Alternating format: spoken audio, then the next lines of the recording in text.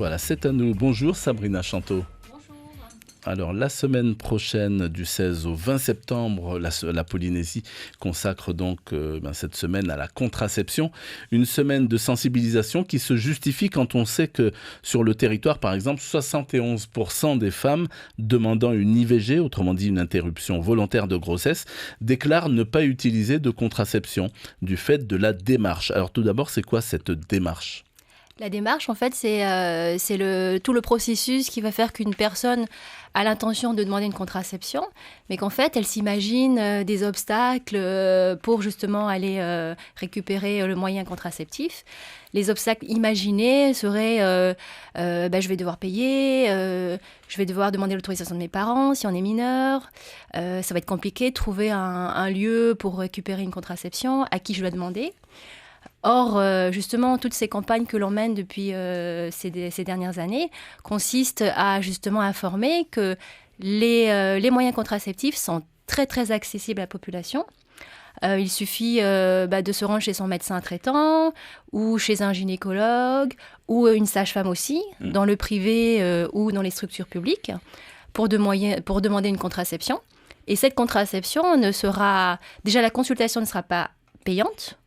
Les moyens, pilules, implants, dispositifs intra-utérins sont remboursés à 100%, donc sans avance de frais par les femmes et les jeunes filles. Et ça, c'est pas assez connu. Il nous semble que les études ont montré effectivement que c'est pas assez connu. Et que justement c'est important de rappeler encore la grande diversité, l'efficacité et la grande accessibilité de tous ces moyens-là. Alors il y a une statistique assez surprenante ici, donc en Polynésie. Parmi les femmes demandant une IVG, 68,6% des femmes déclarent utiliser une contraception, mais 52,5%, donc plus de la moitié, ne l'utilisent pas correctement et font des oublis. Effectivement, la pilule est une contraception qui est très efficace, mais elle peut être contraignante dans le sens où, effectivement, ça nécessite une prise quotidienne régulière et un seul oubli peut compromettre son efficacité avec donc le risque de grossesse non désirée. Alors, ne pas utiliser correctement un contraceptif, je le disais, c'est quoi ? On parle de quoi ici ? On parle notamment des oublis de pilules. Pour justement les personnes pour qui la contrainte est trop importante, les oublis sont trop nombreux, il existe plusieurs autres moyens de longue durée d'action, comme l'implant contraceptif. Il s'agit d'un petit bâtonnet en plastique que l'on pose sous le bras, qui a une efficacité de 3 ans, donc qui est très très efficace, sans contrainte d'oubli. D'autres moyens aussi connus, mais peut-être insuffisamment encore choisis par la population, sont les dispositifs intra-utérins. On se rend compte que beaucoup aussi de fausses croyances autour de ce qu'on appelle le stérilet circulent au niveau de la population. Et ce sont vraiment des idées qui sont fausses. Oui, alors que le stérilet, en fait, a montré son efficacité. Tout à fait. Il est aussi efficace qu'une pilule bien prise. Et avec des effets secondaires qui sont pas si importants que ça, qui existent, mais qui globalement, le stérilet est un moyen qui est très, très satisfaisant et qui est bien accepté par les personnes qui l'ont choisi. On va rester avec les chiffres, toujours ici en Polynésie. 55% des grossesses suivies dans les structures publiques sont des grossesses non planifiées. Alors expliquez-nous la différence entre les grossesses non planifiées et les grossesses non désirées. Il arrive que dans un couple, une grossesse intervienne et que du coup, elle ne soit pas programmée. Il n'y a pas eu de réel projet pour cette grossesse. À cause de l'oubli de la pilule, par exemple ? À cause d'un oubli, ou c'est vrai que la population, certaines personnes, on a chacun notre façon d'envisager l'avenir. Certaines personnes aiment programmer, aiment planifier, aiment contrôler le futur, et d'autres se laissent vivre un petit peu sous un mode un petit peu aléatoire, un peu. Et des grossesses peuvent intervenir dans ces conditions-là.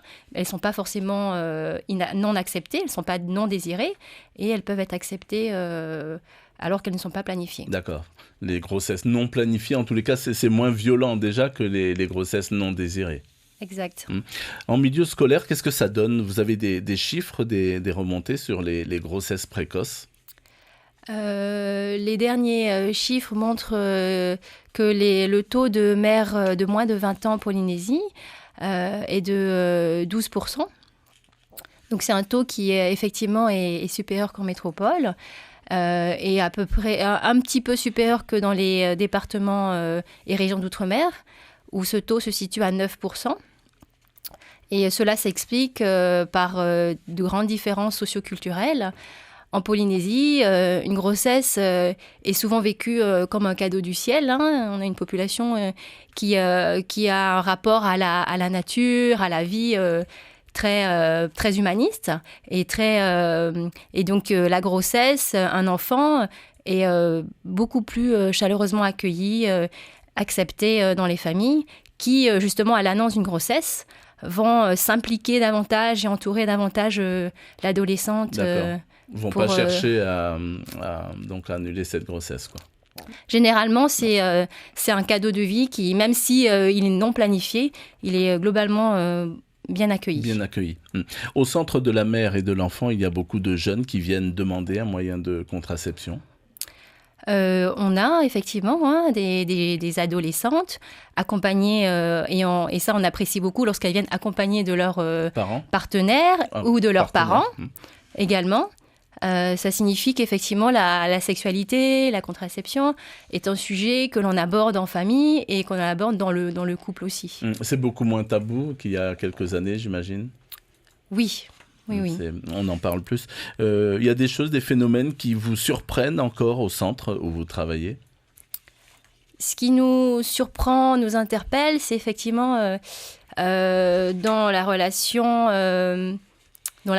à deux, l'homme et la femme, ce qui nous surprend et qui parfois nous chagrine, c'est qu'il y a encore peut-être un rapport inégalitaire entre les sexes, avec parfois des jeunes filles qui ont plus de difficultés à s'affirmer dans la relation de couple, dans la relation à l'autre.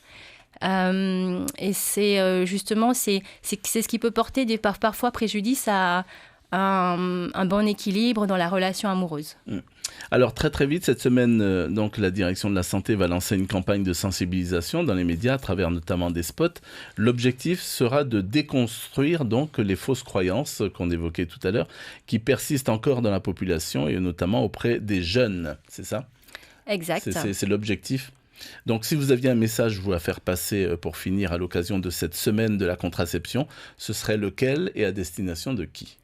À destination des jeunes et des personnes qui veulent justement prendre en main leur avenir.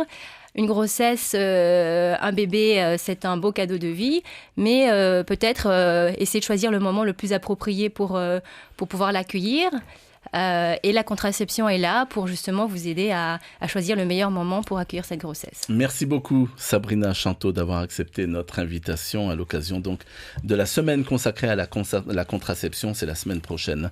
Je rappelle que vous êtes médecin au Centre de la mère et de l'enfant. Merci beaucoup. Merci. Et c'est la première radio, 7h24. C'était l'invité café. C'était l'invité